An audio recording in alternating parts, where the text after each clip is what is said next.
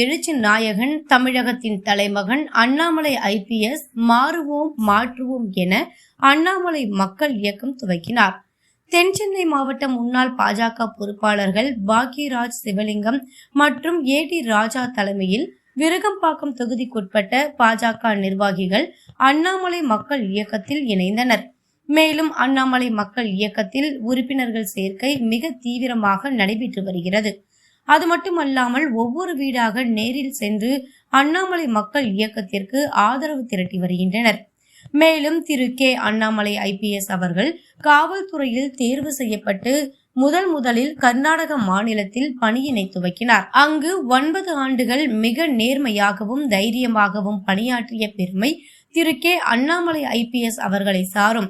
அதனைத் தொடர்ந்து மக்கள் பணியாற்ற தனது பதவியினை ராஜினாமா செய்துவிட்டு தமிழக பாஜகவில் இணைந்தார்.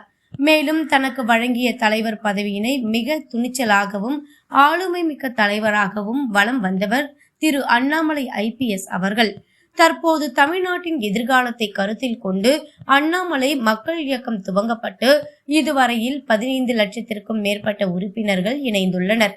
தொடர்ந்து இளைஞர்கள் மட்டுமல்லாமல் பல்வேறு முக்கிய தலைவர்கள் இந்த இயக்கத்தில் இணைந்து பணியாற்ற உள்ளதாகவும் தெரிவித்து வருகின்றனர். அதேபோன்று பாஜக முன்னாள் தென்சென்னை மாவட்ட பொறுப்பாளர்கள் அண்ணாமலை மக்கள் இயக்கத்தில் இணைந்து பணியாற்ற மிக தீவிரம் காட்டி வருகின்றனர். அது மட்டும் அல்லாது விருகம்பாக்கம் தொகுதிக்குட்பட்ட பாஜக நிர்வாகிகள் பாக்யராஜ் சிவலிங்கம் மற்றும் AD ராஜா ஆகியோர் அண்ணாமலை மக்கள் இயக்கத்தில் இணைந்து பணியாற்ற மிக ஆர்வம் காட்டி வருகின்றனர்.